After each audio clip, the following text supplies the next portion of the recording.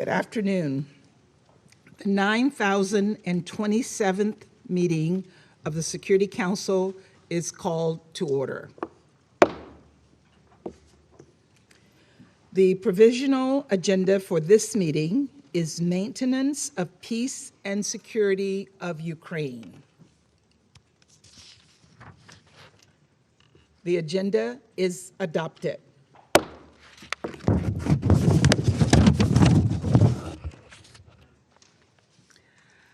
I would like to take this opportunity to thank, on behalf of the Council, Ambassador Barbara Woodward, Permanent Representative of the United Kingdom, for her service as President of the Council for the month of April.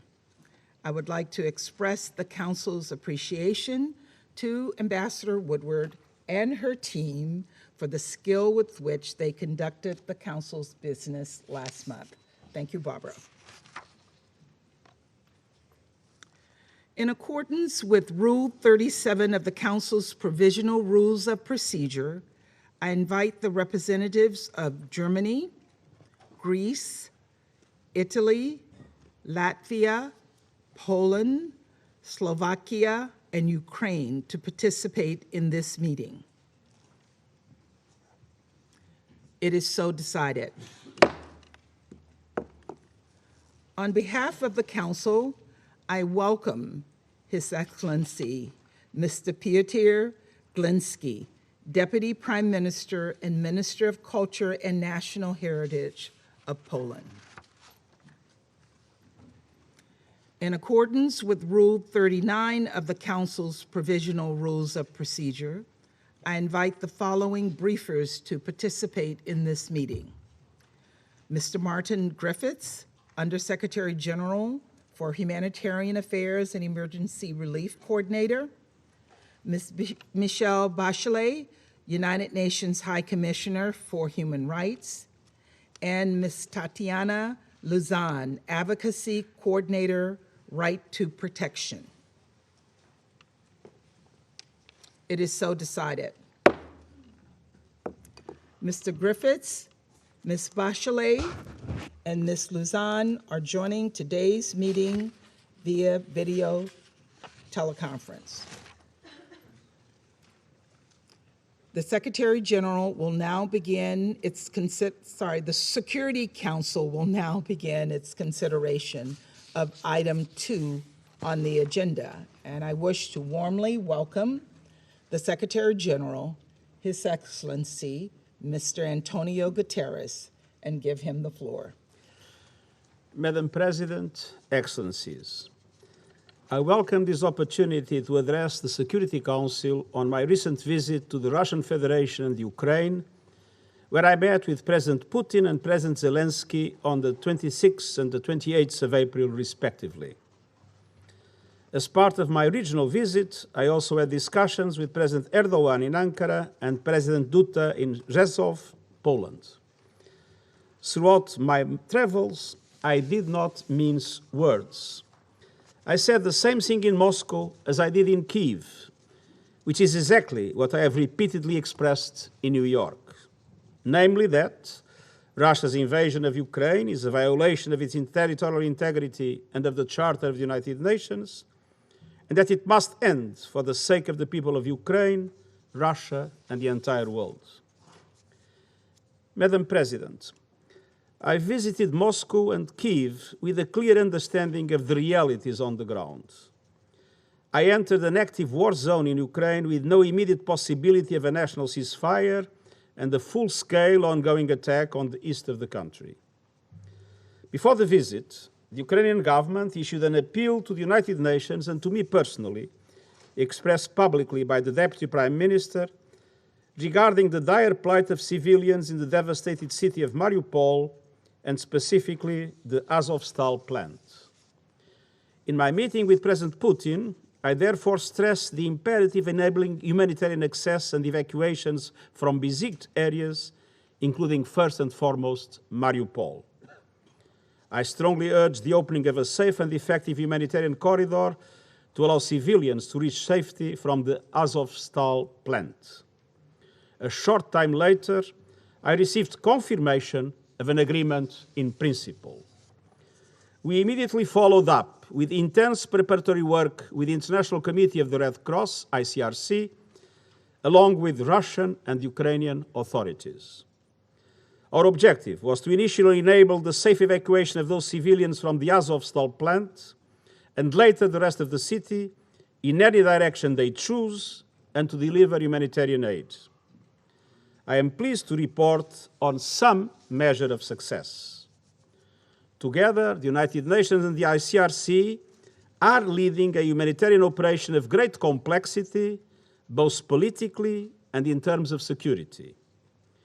It began on 29 April and has required enormous coordination and advocacy with the Russian Federation and the Ukrainian authorities.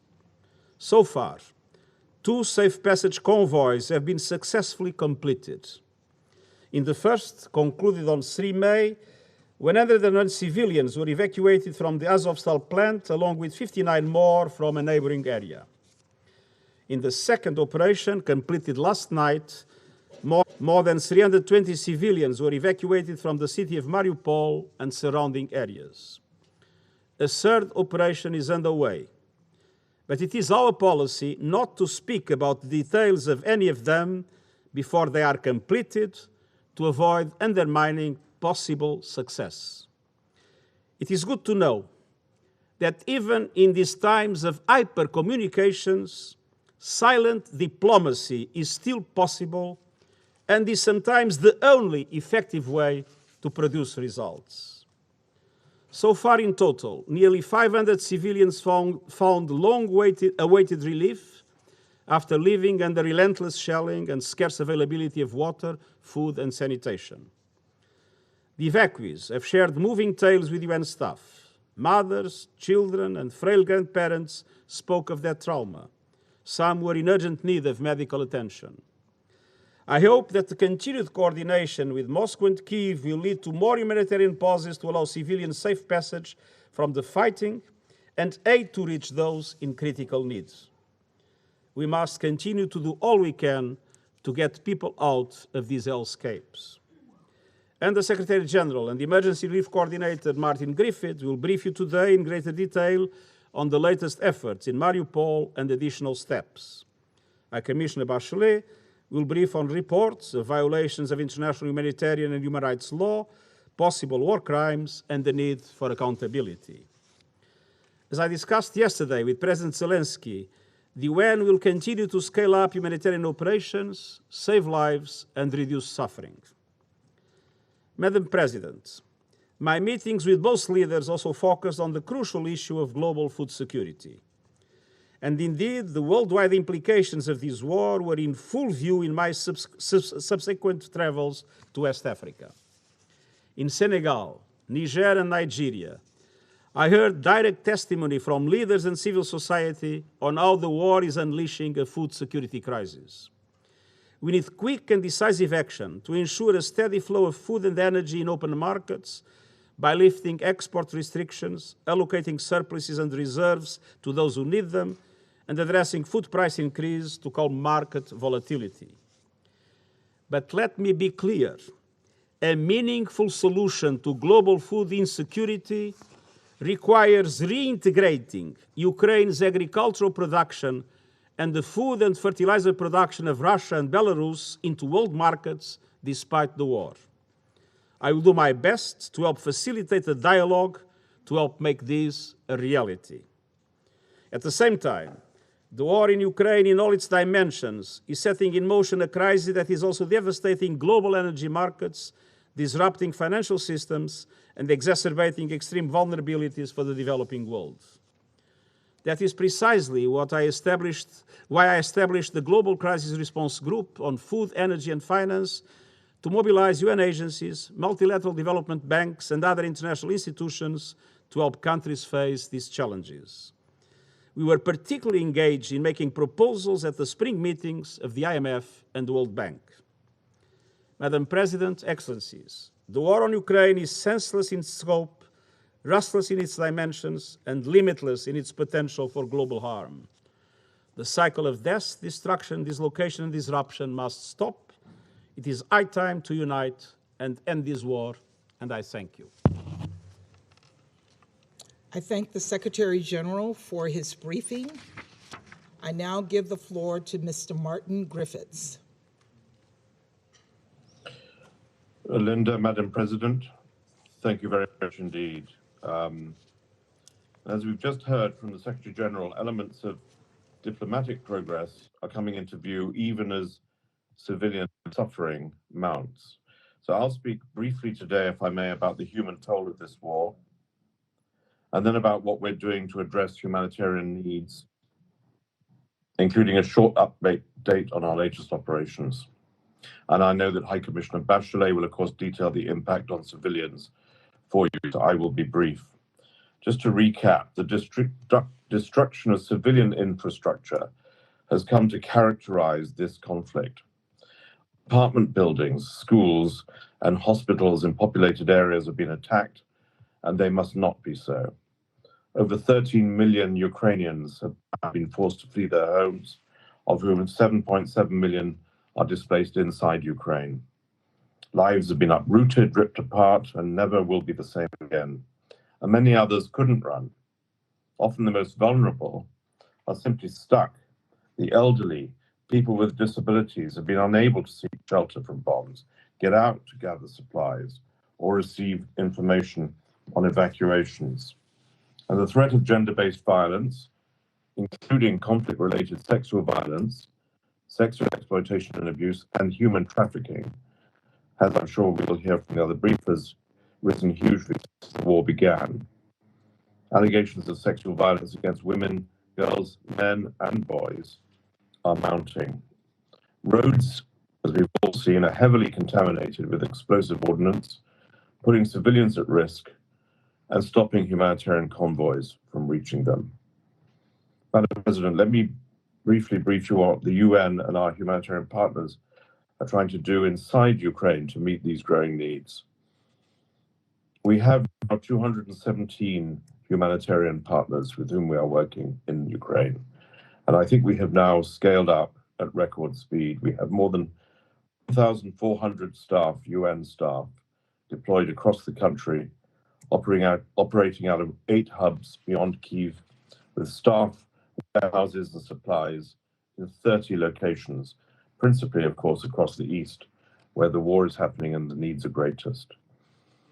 We reach more than 4.1 million people with some form of assistance on a daily basis across all the country's 24 oblasts. Our humanitarian response has 3 main aspects. First, we deliver a great deal of humanitarian assistance and protection services to displaced people, and I know it's not enough, and I'm sure it's adequate, and I know we'll hear more on that. But that's all across the country, especially where internally displaced people have sought safety, or where people have begun returning, a crucial new element, to severely damaged communities. And when I was in Irpin just a few weeks ago, the mayor was describing to us, as he, I think, described to the Secretary General, how his people are trying to get back to Irpin, but to do so, the reconstruction will take, as he's put it, a year and a half. So restoring basic services necessary to survival is key. And I was very struck by the fact that the International Committee of the Red Cross very, very quickly after the conversation I'd had, but not as a result of that, went in to repair the basic services element for the population of Irpin to be able to return. In these areas, injecting cash aid allows civilians to choose what they need and offers a modicum of dignity in these fractious times. It helps to keep markets open and liquidity and supply chains moving. We plan to reach 1.3 million people with cash assistance, plugging into Ukraine's social protection system with top-up payments, working with the government, working with the Prime Minister and his plans for the distribution of cash to his people to reach family at risk. This is needed technical liaison, but it's now largely achieved. Cash-based aid will now scale up very, very quickly indeed. A second part, that's the first part. The second part of our response is working on pre-positioning supplies to forward operating bases and increasing our preparedness in areas to where we imagine this war might move next. And third, and we've heard from the Secretary General, we engage every single day with the conflict to push for the movement of aid to civilians in areas of active conflict or to negotiate to help civilians leave for safer areas. We have been able, Madam President, so far to stage 5 interagency aid convoys to some of the hardest hit areas, operations which required a humanitarian notification system to both parties to allow for those safe passage movements. They've been a lifeline, a small mercy perhaps, to civilians encircled by fighting, bringing in medical supplies, water, food rations, non-food items, and so forth. But it's a beginning, but hopefully it's not an end. And as the Secretary General has described, as a result of his own efforts, we've seen a glimmer of hope in these past days, thanks to his efforts and those of our colleagues on the front line. As you know, on May the 2nd, more than 100 civilians were evacuated from the Azovstal plant in Mariupol, including women, children, and older people. About 60 more people joined that convoy on the outskirts of Mariupol and were then able to move to safety. And it was, as the Secretary General has described, a project of the greatest complexity and of constant oversight, and it was an exceptional operation. I'm especially grateful. I'd like to record here our thanks to the International Committee of the Red Cross and the leadership of Peter Maurer, as well as to our own highly experienced first responders. But I must also applaud the authorities and it's essentially the respective militaries of both Ukraine and the Russian Federation for their close and constructive and essential cooperation in making that operation a reality. It showed us that that can happen. And I believe, though the numbers weren't great, that a single life saved is worth every ounce of effort. And as of yesterday, as the Secretary General said, we were able to move more than 320 civilians out of the Mariupol area broadly, again working closely in lockstep with ICRC and with the cooperation of the Ukrainian and the Russian authorities. And today we have that third operation, which began this morning with the intent of evacuating civilians from Mariupol and Azovstal. And as he said, we prefer not to speak about that operation until it is complete. What I can finally say about this is we're seeing the fruits of our labor over these past many weeks of establishing a liaison in Moscow, of the visits that preceded the Secretary General and which were brought into fruition by his own long and detailed meetings with the leaderships of both sides in this last week. We are beginning to see now the agreement on local ceasefires, because none of these movements of safe passage will happen without local ceasefires, pauses, windows of silence. So we're making some progress, and we're building relations, and we're building experience, which we hope we can then broaden to more such operations. And that is the third element of our humanitarian program. We'll keep pushing for more civilians to be able to leave Mariupol and indeed Azovstal if they so choose. And we'll now begin on that basis to explore options for reaching others where the need is greatest and where we need and desire to serve the people of Ukraine in their hour of direst need. Madam President, thank you very much.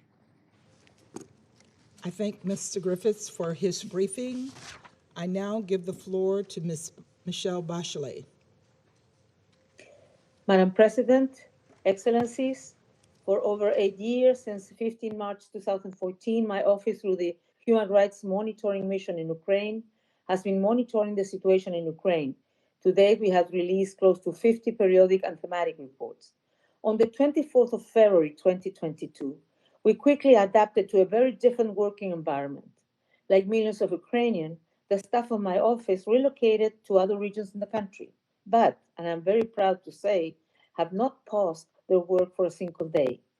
Currently, the mission has staff on the ground in Uzhgorod, Kyiv, Lviv, Dnipro, Donetsk, and Odessa, and conducts field visits to various parts of the country, including Kyiv and Chernihiv region just last week. The mission continues to verify allegations of violations of international human rights law and of international humanitarian law in the context of the Russian Federation's armed attack on Ukraine. Many of these allegations concern violations that may amount to war crimes. Based on the mission work, my office updated the UN Human Rights Council at the end of March and will present a report on the human rights situation in Ukraine covering the period from 24 February to 15 May, next session of the Council in June. And my press statement on Ukraine on the 22nd of April summarized our most recent findings. It pains me to say that all our concerns remain valid and the situation keeps deteriorating. Madam President, today is the 71st day of the escalation of the hostilities, expanding the already 8-year-long conflict to all regions of the country. Reports of deadly incidents, such as attacks on Hospital Number 3 and the Drama Theater in Mariupol, on the railway station in Kramatorsk, on residential areas in Odessa, have become shockingly frequent. There seems to be no end in sight to the daily reports of civilian death and injuries. My team on the ground conveys the palpable trauma and shock experienced by people they speak with, the vast majority of whom have either personally witnessed a violation or are victims themselves. Rather than try to describe what victims are going through, let me use their words. Residents of Mariupol set up a Telegram channel to share information about their relatives who perished in the city, and I will quote them. He was killed in front of his wife and children. Her body remained under the debris of her house. We could not even bury her. My uncle died from loss of blood after sustaining fragmentation injuries.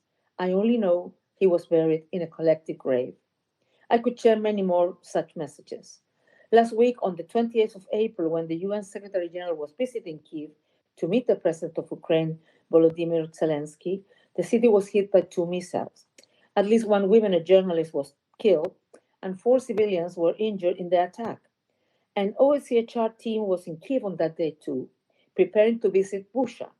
On the same day, we corroborated 22 civilian deaths and 40 civilian injuries in other places of Ukraine. Members of the Council, in Ukraine, my office has recorded 6,731 civilian casualties since the 24th of February. We know the real figures are considerably higher. As my office consistently reports, most of these casualties have been caused by the use of explosive weapons with wide area effects in populated areas, such as shelling from heavy artillery, including multiple launch rocket systems, missiles, and airstrikes. My office is also documenting the devastating consequences of the conflict on other human rights. In areas around Kyiv from late February for about 5 weeks, Russian forces targeted male civilians who they consider suspicious. Men that were detained, beaten, summarily executed, and in some cases taken to Belarus and Russia, unbeknownst to their families and held in pretrial detention facilities. My staff met with families who are searching for their missing male relatives, desperate to know where they are, if they are alive, or how they can get them back. Families were shot as they tried to escape in convoys. In some areas, it was dangerous to cross the street with snipers or soldiers shooting at anyone who tried. Local authorities are compiling lists of deaths and missing, continuing exhumations, taking DNA from relatives, while also trying to reconnect districts to electricity and water.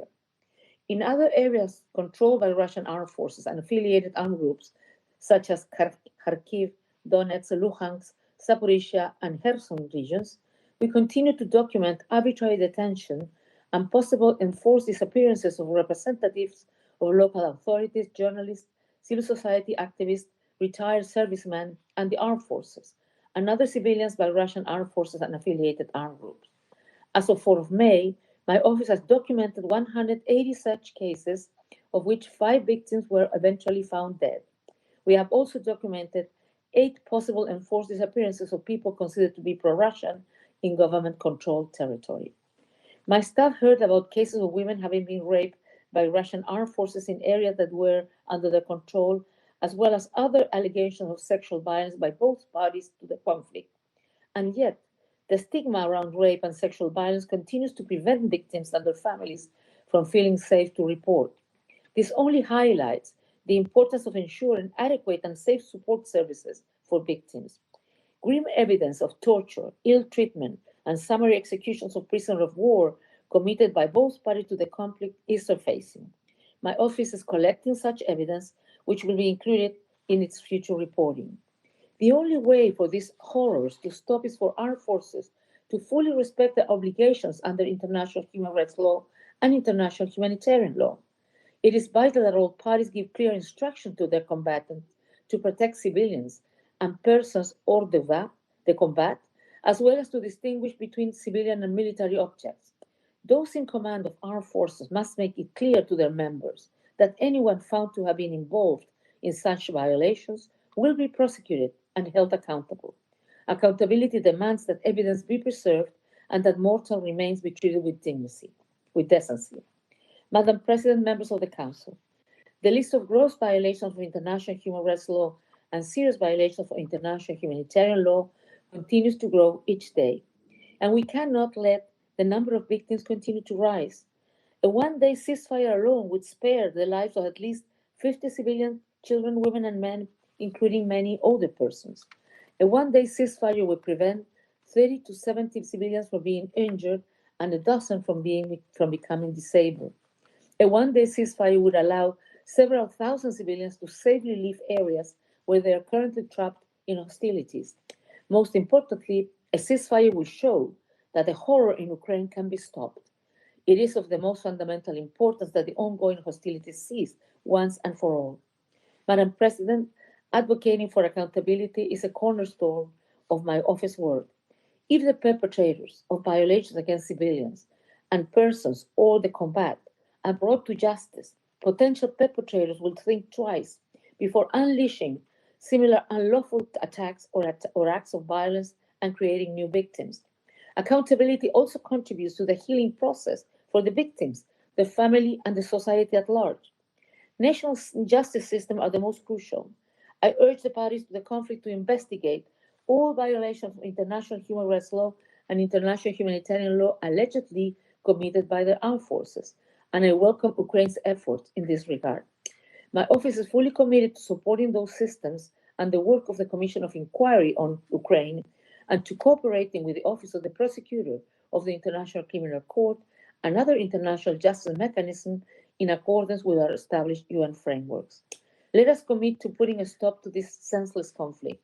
We must be steadfast in our efforts for peace and resolute that justice will be done. I thank you for your attention. I thank Ms. Bachelet for her briefing. I now give the floor to Ms. Tatiana Lizan. Thank you, Madam President. It is a great honor to represent today's civil society that mobilized the first hours after the full-scale Russian invasion of February 24, as they did before, for 8 years of the war. Our joint efforts are aimed at supporting brave Ukrainians, fighting at the forefront, as well as in public offices in Lviv, Kyiv, and Kramatorsk. These are volunteers, municipal workers planting flowers in Kharkiv and other cities in Ukraine under heavy shelling, railway workers evacuating people away from hostilities and death, bakers, cashiers at groceries, and all people affected by the war. All Ukrainians are now beating as one big heart. In the chaos of war, no one should be left behind. People, their lives and health, honor, dignity, and security shall always remain the highest value. In order to maintain this goal, Ukraine and the whole civilized world shall face immense challenges caused by the military invasion of the Russian Federation. The war has been lasting for 8 years. In 2021, the number of IDPs in Ukraine fleeing occupied territories of Crimea, Donetsk and Luhansk regions officially was almost 1.5 million. At the end of April, the International Organization for Migration informed that the number of internally displaced persons as a result of the full-scale invasion of the territory of Ukraine reached 7.7 million. They all carried the same heavy burden of displacement. They all need equal protection. Also, should not be forgotten those Ukrainians who were forcibly displaced to the Russian Federation from Mariupol, Chernihiv, Severodonetsk, and other cities and villages. These people were forcibly displaced without documents and means of communication, exposed to the filtration by the Russian Federation. Within these 2 last months, over 1 million people overall, and around 200,000 children among them were forcibly displaced to the Russian Federation from Ukraine.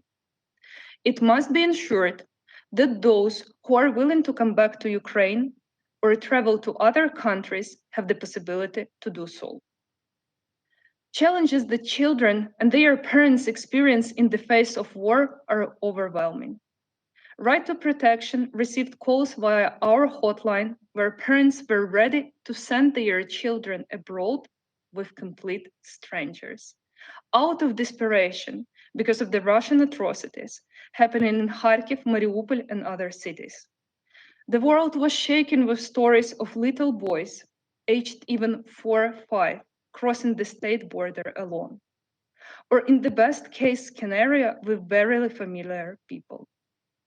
Ukraine, as well as accepting countries, shall resume responsibility over these vulnerable little Ukrainians, so that the children are safely crossing the state borders, supported by specifically trained state guard officers and child service representatives. The accepting countries shall guarantee a high level of their protection. Family reunification should be presumed, and they are safe and timely return to Ukraine after the end of the war must be ensured. The number of killed and injured civilians is permanently increasing. The destinies of dozens of thousands of people in Mariupol, Kherson, Kharkiv, Chernihiv, Irpin are unknown. Relatives cannot always prove the death of their beloved, even if they witnessed their last moments themselves. International community shall assist the government of Ukraine in establishing and enforcing appropriate measures of investigation and prosecution, since each life is priceless, and relatives deserve to know the truth. I want to mention those Ukrainians who have fled Ukraine seeking safety and security in the European Union and other countries in the civilized world. These Ukrainians, overwhelming majority women and children, should not be overlooked in terms of observance of their rights, shelter, human trafficking, access to service, including psychological help. Stateless persons and third country nationals who had previously found refuge in Ukraine shall be granted protection along with the Ukrainians. Finally, of paramount importance is to recall the immense number of IDPs, many of whom may not have a roof over their heads. In many cases, the conditions of temporary accommodation do not comply with basic rules of adequate shelter. IDPs live in collective or transit centers established in schools, places of common use, often not designed for stay during cold times. Over 32 million square meters of housing property were destroyed, damaged, or occupied. Despite the massive destruction, as the whole world has seen in Bucha, Irpin, Chernihiv, Kharkiv, thousands of civilians either returned back or never left their damaged homes. All of them urgently need adequate temporary or permanent accommodation, especially for the cold autumn and winter periods. Those who chose not to leave their damaged homes shall receive the much needed tangible support. such as the construction materials and tools, plastic wrap, and physical help. Additionally, such unprecedented massive destruction of civilian infrastructure requires durable solutions from the Ukrainian authorities with support of the international community. We call on all members of the Security Council, international organizations, and governments to support Ukrainians firmly in these dark times. In the name of millions of people who have died, unborn, survived residents of Ukraine, a UN member since 1945, we require to rephrase and breathe new sense in the UN Universal Declaration of Human Rights. All human beings are born free and equal in dignity and rights for living in peace. Thank you for your attention. I thank Ms. Lausanne for her briefing. I would like to draw the attention of speakers to paragraph 22 of Note 507, which encourages all participants in council meetings to deliver their statements in 5 minutes or less, in line with the Security Council's commitment to making more effective use of open meetings. I now give the floor to those council members who wish to make statements. I give the floor to the representative of Albania. Thank you, Madam President, and may I start by congratulating the UK presidency for their excellent stewardship of the Council during the month of April, and wish you, Madam President and dear Linda, as well as the US team, the very best